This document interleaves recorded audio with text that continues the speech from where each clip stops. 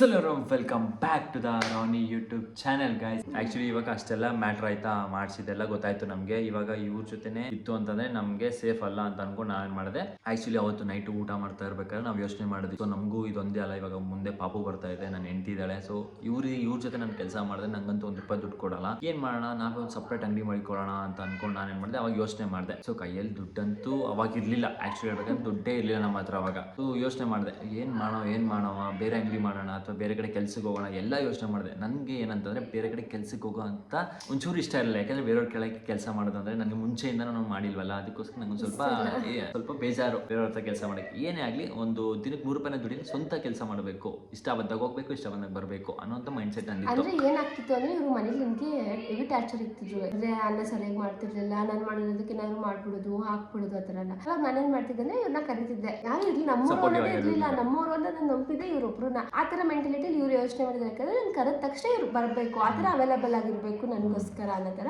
ಅದಕ್ಕೋಸ್ಕರ ಸ್ವಂತ ಅಂಗಡಿನೇ ಮಾಡೋಣ ಅಂತ ಯೋಚನೆ ಮಾಡಿದ್ವಿ. ನಾನು ನಂಜುಗೂಡಲ್ಲಿ ಎಲ್ಲೂ ಮಡಗೋದು ಬೇಡ, ಯಾಕೆಂದ್ರೆ ಇಲ್ಲಿ ಕಾಂಪಿಟೇಷನ್ಸ್ಗಳು ಜಾಸ್ತಿ ಇದೆ ಅಂತ ಅಂದ್ಬಿಟ್ಟು ನಾನೇನ್ ಮಾಡಿದೆ. ಇನ್ನೊಂದೇನಂದ್ರೆ, ನಮಗೆ ಯಾರು ಕೆಟ್ಟದ್ ಬಯಸ್ತಾರೋ ಅವರು ಮುಂದೆ ನಾವು ಬೆಳಿಬೇಕು ಅಂತ ಅನ್ಕೊಂಡು ನಾನು ಹಠ ಪಟ್ಟು, ನಮ್ ಪುಣ್ಯ ಏನ್ ಗೊತ್ತಾ, ಆ ಅಂಗಡಿ ಖಾಲಿ ಇತ್ತು ನಮ್ಗೆ. ಸೊ ಇದು ಅವ್ರ ಅಂಗಡಿ, ಇದು ನನ್ನ ಅಂಗಡಿ. ಅಪೋಸಿಟ್ ನಾನು ಬೆಳೆದ್ರೆ ಇಲ್ಲೇ ಬೆಳಿಬೇಕು. ಎಲ್ಲೋ ದೂರದಲ್ಲಿ ಬೆಳೆದ್ರೆ ಅವ್ರಿಗೆ ಗೊತ್ತಾಗಲ್ಲ. ಸೊ ನಮ್ಮಿಂದ ಬಿಟ್ಟೋದ್ಮೇಲೆ ಇವನು ಬೀದಿಗೆ ಬರ್ತಾನೆ, ಇವನು ಮಾತನ್ನ ಕೇಳಿದೀವಿ ನಾವು.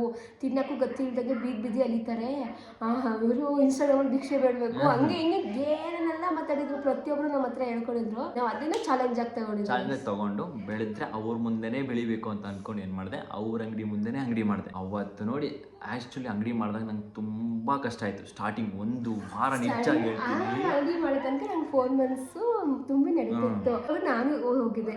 ನಾನು ಯಾವ ಥರ ಯೋಚನೆ ಮಾಡ್ಕೊಂಡು ಹೋಗಿದ್ದೆ ಗೊತ್ತಾ, ಪಾಪ ನನ್ನ ಗಂಡ, ನಾನು ಹಿಂಗೆ ಯೋಚನೆ ಮಾಡಿದ್ದೆ, ಪಾಪ ನನ್ನ ಗಂಡ ಒಬ್ಬರೇ ಕುತ್ಕೊಬಿಡ್ತಾನೆ, ಏನು ಮಾಡೋಕ್ಕಾಗ್ತದೆ, ನಾನಾದ್ರು ಇದ್ರೆ ಮಾತಾಡ್ಕೋಬೋದು, ಏನೋ ಒಂದು ಎಂಟರ್ಟೈನ್ಮೆಂಟ್ ಪರ್ಪಸ್ಗೋಸ್ಕರ ನಾನು ನನ್ನ ಗಂಡನ ಜೊತೆ ಹೋಗೋಣ ಅಂತ ಧೈರ್ಯ ಮಾಡ್ಕೊಂಡು ಹೋದೆ. ಫಸ್ಟ್ ಡೇ ಹೋಗಿ ಕುತ್ಕೊಂಡಿದ್ದೀವಿ ಅಂಗಡಿ. ಅವ್ರ ಅಂಗಡಿ ಯಾರು ಕಸ್ಟಮರ್ ಹೋದ್ರೆ ಕೇಳೋದು, ನಮ್ಮ ಅಂಗಡಿಗೂ ಕಸ್ಟಮರ್ ಇರೋದೇ, ನಮ್ಮ ಅಂಗಡಿಗೂ ಕಸ್ಟಮರ್ ಬರಲಿ ಅಂತ. ಬರಲಿಲ್ಲ. 1 ದಿನ 2 ದಿನ 3 ದಿನ 4 ದಿನ ಸುಮ್ಮನೆ ಕೂತಿದ್ದೆ. 4 ದಿನನೂ ಅಲ್ಲ, 1 ವಾರ ಸತತವಾಗಿ ಒಬ್ಬ ಕಸ್ಟಮರ್ನು ನಾವು ನೋಡಲಿಲ್ಲ ನಮಗೆ. ಆಮೇಲೆ ನಾನು ಯೋಚನೆ ಮಾಡಿ ತಪ್ಪು ಮಾಡ್ಬಿಟ್ಟು ನಾನು ಏನಕ್ಕಾದ್ರೂ ಮಾಡಿದ್ನು ಅಂಗಡಿ, ಇವ್ರಗಳ ಮುಂದೆ ಅಂಗಡಿ ಮಾಡ್ಬಿಟ್ಟು ನಾನು ಈ 1 ವಾರ ಆದ್ರೂ ನನಗೆ ₹1 ಬೋಣಿ ಆಗ್ತಿರ್ಲಿಲ್ವಲ್ಲ.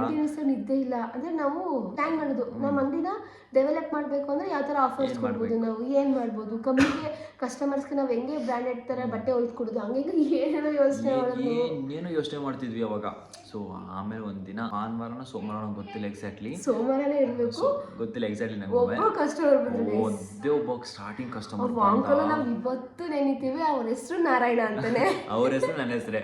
ಸೊ ಬಂದ ತಕ್ಷಣ ಒಪ್ಪ ಸತ್ಯ ಇವತ್ತಾದ್ರೂ ಒಂದು ಆರ್ಡ್ರ್ ಬಂತಲ್ಲ ಅಂತ ನನಗೆ ಎಷ್ಟು ಖುಷಿ ಆಯ್ತು ಅಂತಂದ್ರೆ, ಅವತ್ತು ಅಷ್ಟಿಷ್ಟು ಖುಷಿ ಆಗ್ಲಿಲ್ಲ ನನಗೆ.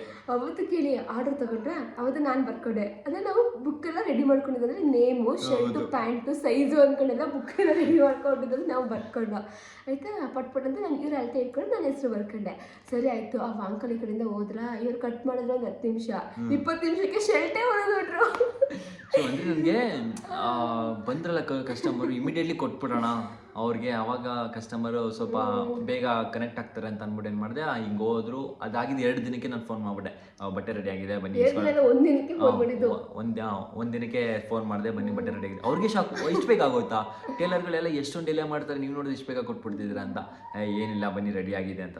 ಸರಿ ಆಯಿತು, ಎಲ್ಲ ಚೆನ್ನಾಗಿತ್ತು. ಅವತ್ತಿಂದ ನನಗೆ ಕಸ್ಟಮರ್ ಬರೋ ಶುರು ಆಗಿದ್ದು. ಇಲ್ಲಿವರೆಗೂ ಸಹ ನನಗೆ ಕಸ್ಟಮರ್ ಇದ್ದಾರೆ. ಬಟ್ ಆದರೆ ನನ್ನ ಅಂಗಡಿಗೂ ಸಹ ಅವರು ಬಿಡೋದಿಲ್ಲ, ಅಂಗಡಿಗೂ ಮಾತ್ರ ಮಾಡಿಸಿ. ಆಮೇಲೆ ಇನ್ನೊಂದೇನು ಗೊತ್ತಾ, ಬರೋ ಕಸ್ಟಮರ್ಸ್ಗೆ ನೋಡು ನನ್ನ ಸೊಸೆ ಬಂದವಳೆ, ಬಂದು ನಿಂತಿದ್ದಾಳೆ, ನಾನು ಹೇಳಿದ್ರೆ ಸಳ್ತನ ಮಾಡೋದು ಇಲ್ಲ ಇನ್ನೊಂದು ಮತ್ತೊಂದು ಕೆಲಸ ಮಾಡೋದು ತಪ್ಪು. ನಾವು ಸ್ವಂತ ದುಡ್ಕೊಂಡು ನಮ್ಮ ಗಂಡಂಗೆ ಹೆಲ್ಪ್ ಮಾಡ್ತಿದ್ದೀನಿ, ಬೇರೆ ಯಾವನಿಗೂ ಹೆಲ್ಪ್ ಮಾಡ್ತಿಲ್ಲ. ನಾನು ಸ್ವಂತ ಗಂಡಂಗೆ ಹೆಲ್ಪ್ ಮಾಡ್ತಿದ್ದೀನಿ, ಅವ್ನು ದುಡಿಯೋದೋಸ್ಕರ ನಮಗೋಸ್ಕರ. ಸೊ ಅವನೊಬ್ಬನೇ ಕಷ್ಟಪಡೋದು ನಮ್ಗೆ ಇಷ್ಟ ಇಲ್ಲ. ನಾನು ಹೋಗಲ್ಲ, ಏನೋ ಮಾಡ್ತಿರ್ಲಿಲ್ಲ ಗೈಸ್. ಅವ್ರ ಜೊತೆ ಮಾತಾಡೋದು, ಅವ್ರು ಕಸ್ಟಮರ್ ಬಂದಿರೋ ಬರ್ತಾರೆ ತಡ್ಕೊಳ್ಳಿ, ಇವತ್ತೆಲ್ಲ ನಾಳೆ ಬರ್ತಾರೆ, ನಾವು ಧೈರ್ಯವಾಗಿರೋಣ, ಇಷ್ಟೇ ನಾವು ಮಾತಾಡ್ತಿದ್ದು. ನಾನು ಒಂದು ಹೆಂಡತಿ ಗಂಡಿಂದ ಸ್ಟ್ರೆಂತಾಗಿ ನಿಂತ್ಕೋಬೇಕು ಎಲ್ಲ ಕೆಲಸದಲ್ಲೂ ಅಷ್ಟೇ. ಆ ಕೆಲಸ ಈ ಕೆಲಸ ಫುಟ್ಪಾತಲ್ಲಿ ನಿಂತ್ಕೊಳ್ಳೋದು ಏನು ತಪ್ಪಲ್ಲ, ನಿಯತ್ತಾಗಿ ಕೆಲಸ ಮಾಡಿದ್ರೆ ಅನ್ನೋ ಮೈಂಡ್ಸೆಟ್ ನಂದಿತ್ತು. ಬರೋ ಕಸ್ಟಮರ್ಗೆಲ್ಲ ಹಂಗೆ ಹೇಳೋದು, ಹಂಗೆ ಬಂದವಳೆ ಹಿಂಗೆ ಬಂದಿರ್ತಾಳೆ ಅಂತ.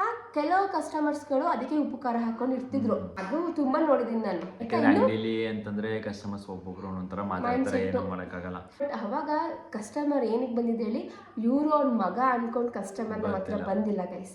ಬಂದಿದ್ದೇನು ಅಂದ್ರೆ ಇವ್ರು ಕೊಡ್ತಿದ್ದು ಬಟ್ಟೆ ಕ್ವಾಲಿಟಿ ಮತ್ತೆ ಸ್ಟಿಚ್ ನೋಡಿ ಮಾತ್ರ ಕಸ್ಟಮರ್ ನನಗೆ ಸ್ಟಾರ್ಟಿಂಗ್ ಕಸ್ಟಮರ್ಸ್ ಬರೋ ಶುರು ಆಗೋದ್ರು.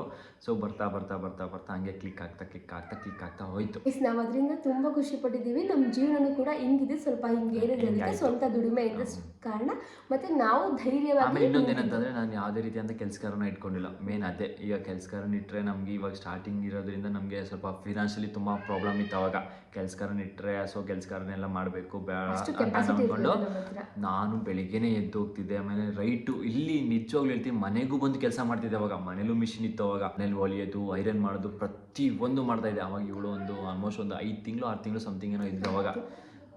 ಅವಾಗ ಏನಂದರೆ ನಮಗೆ ಕಷ್ಟ ಅಂತ ಒಂದು ವಾರ ನಾವು ದುಡ್ಡು ನೋಡದೆ ಇದ್ಬಿಟ್ವಲ್ಲ, ಅವಾಗ ನಮಗೆ ಹಿಂಗೆ ಆಗೋದ್ರೆ ನಮಗೆ ತುಂಬ ಕಷ್ಟ ಆಗೋಗುತ್ತೆ. ಈಗ ಬೇರೆ ಪ್ರೆಗ್ನೆಂಟ್ ಇದ್ದಾಳೆ, ಮುಂದೆ ಡೆಲಿವರಿ ಟೈಮ್ಗೂ ದುಡ್ಡು ಬೇಕಾಗುತ್ತೆ ಅಂತೆಲ್ಲ ಯೋಚನೆ ಮಾಡಿ ಏನು ಮಾಡಿದೆ, ಬಂದಿರೋ ಕಸ್ಟಮರ್ ಒಬ್ಬರನ್ನೂ ಬಿಡ್ತಾ ಇರಲಿಲ್ಲ ನಾನು. ಎಷ್ಟೇ ನೈಟ್ ಆಗಲಿ ಬಂದು ಕೆಲಸ ಮಾಡ್ಬಿಟ್ಟು ಮಲಿಕೋತಿದ್ವಿ. ಒಂದೊಂದ್ಸಲಿ 2 ಗಂಟೆ 3 ಗಂಟೆ ತನಕ ಕೆಲಸ ಮಾಡಿದ್ದೀನಿ ನಾನು. ಆ ಥರ ಕೆಲಸ ಮಾಡಿ ಒಂದಿಷ್ಟು ದುಡ್ಡನ್ನ ಸೇವ್ ಮಾಡಿಕೊಂಡು ಮಲಿಕೊಂಡಿದ್ದೆ. ಆ ಸೇವ್ ಮಾಡಿ ದುಡ್ಡಲ್ಲಿ ಇವ್ರಿಗೆ ಏನಂತ ಆಸೆ ಇತ್ತು, ಏನಂತ ಆಸೆ ಅಂತಂದರೆ ಮೇನ್ ಫಸ್ಟು ನಾನು ಇದುವರೆಗೂ ಗೋಲ್ಡ್ ಅನ್ನೋದೇ ನಾನು ನೋಡಿರಲಿಲ್ಲ. ಅವಾಗ ಏನಕ್ಕೆ ಮದುವೆಗೆ ಮುಂಚೆ ನಾನು ದುಡ್ಡೆಲ್ಲ ಅಥವಾ ಅವ್ರು ಕೊಟ್ಟಿದ್ದ ದುಡ್ಡೆಲ್ಲ ನಾನು ಗಾಡಿ ರೈಡಿಗೆ ಅದಕ್ಕೆ ಇದಕ್ಕೆ ಅಂತ ದುಡ್ಡು ಹಾಕ್ತಿದ್ದೆ. ನಾನು ಅಷ್ಟೇನು ಸೇವ್ ಮಾಡ್ತಾ ಇರಲಿಲ್ಲ. ಬಟ್ ಆದರೆ ಈ ಮದುವೆ ಅಂತ ಆದಮೇಲೆ ಇವ್ರ ಕಡೆ ಪ್ರತಿಯೊಬ್ಬರು ಒಂದು ಫಂಕ್ಷನ್ಗೆ ಹೋಗಿದ್ದೆ ನಾನು. ಅವಾಗ ನನಗೆ ಹೆಂಗೆ ಅನಿಸ್ತು ಅಂತಂದರೆ, ನನ್ನ ಹೆಂಡತಿ ಕರಿಮಣಿಲಿ ನಿಂತಿದ್ದಾಳಲ್ಲ, ಕರಿಮಣಿ. ಯಾಕೆಂದರೆ ಅವಾಗ ನಾವು ಚೈನ್ ಹಾಕ್ಸಿರ್ಲಿಲ್ಲ, ನಾನು ಹಾಕ್ಸಿರ್ಲಿಲ್ಲ. ಅವಾಗ ನನಗೆ ತುಂಬ ಬೇಜಾರಾಗೋಯ್ತು. ಇವತ್ತೊಂದು ಮನೆ ಫಂಕ್ಷನ್ ಇತ್ತು, ಅವಾಗ ಫುಲ್ ಎಲ್ಲರೂ ಕೈಗೆ ಗೋಲ್ಡ್ ಬಳೆಗಳು, ಕತ್ತಿಗೆ ಒಂದು 2-3 ಚೈನ್ಗಳು, ಆಮೇಲೆ ತಾಳಿ ಅಂತೂ ಗೋಲ್ಡ್ ತಾಳಿ, ಚಿನ್ನದ ತಾಳಿ ಅಂತಾರಲ್ಲ, ಚಿನ್ನದ ತಾಳಿ ಅಂತಾರೆ ಎಲ್ಲರೂ. ಪ್ರತಿಯೊಬ್ಬರು ನಾನು ಎಲ್ಲರೂ ಕತ್ತು ನೋಡ್ತೀವಿ, ಒಬ್ಬರಾದ್ರೆ ಕರಿಮಣಿ ಹಾಕೋರ ಅಂತ ಯಾವನೂ ಇಲ್ಲ. ನನಗೆ ಅವತ್ತು ಅನ್ನಿಸ್ತು, ನನ್ನ ಹೆಂಡತಿಗೆ ಫಸ್ಟು ಮಾಂಗಲ್ಯ ಚೈನ್ ಮಾಡಿಸ್ಬೇಕು ಅಂತ ಅಂದ್ಕೊಂಡು. 1 ರೂಪಾಯಿ ತಿಂತಿರಲ್ಲ, ಎಲ್ಲ ದುಡ್ಡು ಸೇವ್ ಮಾಡು ನಾನು ಕೇಳ್ಬೇಕಾದ್ರೆ ಕೊಡಿಸ್ಬಿಡ್ತಿದ್ರು. ಅವಾಗ ನಾನು ಹಟ್ಟಪಟ್ಟು ಒಂದು 20-30 ಗ್ರಾಮ್ದು ಒಂದು ಮಾಂಗಲ್ಯ ಸರ ಮಾಡಿಸ್ದೆ. ಅವಾಗ ನೋಡಿ ನನಗೆ ಅನಿಸ್ತು, ಗೋಲ್ಡ್ಗೆ ವ್ಯಾಲ್ಯೂ ಇದೆ, ಹಾಕೊಂಡಾಗ ಒಂದು ಗತ್ತಿದೆ, ನಮಗೂ ಅದು ಅಂತ ಹಾಕೊಂಡ್ರೆ ಒಂದು ಬೆಲೆ ಕೊಡ್ತಾರೆ ಅಂತ ಅಂದ್ಕೊಂಡು 5th ತುಂಬಿ 6th ಬಿದ್ದಿತ್ತು. ಆಗ ನನ್ನ ಬರ್ಡೇ ಬಂದಿತ್ತು, ಬರ್ಡೇಗೆ ಗಿಫ್ಟ್ ಕೊಟ್ಟೆ, ಗೋಲ್ಡ್ ಮಾಂಗಲ್ಯ ಸರ ಒಂದು ಗಿಫ್ಟ್ ಕೊಟ್ಟೆ. ಅವತ್ತಿಂದ ನಾವು ಒಂದು ಲೆವೆಲ್ ಇದೆಲ್ಲ ಮಾಡಿಸ್ತಾ ಹೋದ್ವಲ್ಲ, ಅದು ನಂಗೆ ತುಂಬ ಖುಷಿ ಆಯ್ತು. ಹೆಂಗಿತ್ತು ನಮ್ಮ ಲೈಫ್ ಅಂದರೆ ಫುಲ್ ಹಿಂಗಿದ್ದ ಲೈಫ್ ಹಿಂಗೆ ಆಗ್ತಾ ಹೋಗ್ತಿತ್ತು. ನಮಗೆ ಗ್ರೋತ್ ಆಗ್ತಿದ್ದು ನಮಗೆ ಖುಷಿ ಇತ್ತು. ಬಟ್ ಇವ್ರಿಗೆ ಬಿಲ್ಕುಲ್ ಖುಷಿ ಇರಲಿಲ್ಲ. ಮತ್ತು ಇವ್ರಿಗೆ ಫುಲ್ ಹೊಟ್ಟೆ ಕಿಚ್ಚು ಬಂದಿತ್ತು. ಇಲ್ಲಿಂದ ಮತ್ತೊಂದು ದುಡ್ಡು ಬರ್ತಿದ್ದಿಲ್ಲ ಅವ್ರ ಅಂಗಡಿಗೆ ಹೋದ್ರೆ ತಾನೇ ದುಡ್ಡು ಬರೋದು ಅಂತ ಅವಾಗ ಮಾಡ್ಸಕ್ಕೆ ಎವ್ರಿ ಅವರು ಸ್ಟ್ರಾಂಗ್ ಆದ್ರು ಗೈಸ್. ಎವ್ರಿ ಅಂದರೆ ಮೇನ್ ಏನಂತಂದ್ರೆ ನನಗೆ ಅಂಗಡಿಯಿಂದ ಸಂಪಾದನೆ ಇರೋದ್ರಿಂದ ಅಂಗಡಿ ನಾವು ಮುಚ್ಚಿಸ್ಬಿಟ್ರೆ ಇವನಿಗೆ ಅಂಗಡಿ ನನ್ನ ಕೆಲಸನ ನಡೀಬಾರ್ದು ಅಂತಂದ್ರೆ ಎಲ್ಲಿಂದ ದುಡ್ಡು ಸಂಪಾದನೆ ಮಾಡ್ತಾನೆ, ಬೇರೆ ಏನು ಮಾಡ್ತಿರಲಿಲ್ಲ. ಅವಾಗ ಯೂಟ್ಯೂಬ್ನ ಬಿಟ್ಬಿಟ್ಟಿದೆ ಅವಾಗ. ಯಾಕೆಂದ್ರೆ ಯೂಟ್ಯೂಬಿಂದ ಬರೋ ಅಂತ ಅರ್ನಿಂಗ್ಸ್, ಆಮೇಲೆ ವಿಡಿಯೋ ಎಡಿಟ್ ಮಾಡೋಕ್ಕೂ ಮತ್ತೆ ವಿಡಿಯೋ ಮಾಡೋಕ್ಕೂ ನನಗೆ ಅಷ್ಟು ಟೈಮ್ ಸಾಲ್ತಾ ಇರಲಿಲ್ಲ. ಅದಕ್ಕೋಸ್ಕರ ಅಂಗಡಿನೇ ಇವನ್ನ ಅಂಗಡಿ ನಡೀದೇ ಇದ್ರೆ ಇವ್ನು ಏನು ಕೊಡಿಸ್ತಾನೆ, ಏನು ಮಾಡ್ತಾನೆ, ನಮ್ಮ ಹತ್ರನೇ ಬರ್ತಾನೆ ಅಲ್ವಾ ಅಂತ ಮೈಂಡ್ ಸೆಟ್ ಇವ್ರ ಹತ್ರ ಇತ್ತು. ಅಂಗಡಿ ಮುಂದೆನೂ ಸಹ ಈ ಕೂದಲುಗಳು, ಅದೇ ಇಷ್ಟು ತುದ್ದು ಕೂದಲುಗಳು, ಆಮೇಲೆ ಕುಂಕುಮಗಳು ಎಲ್ಲ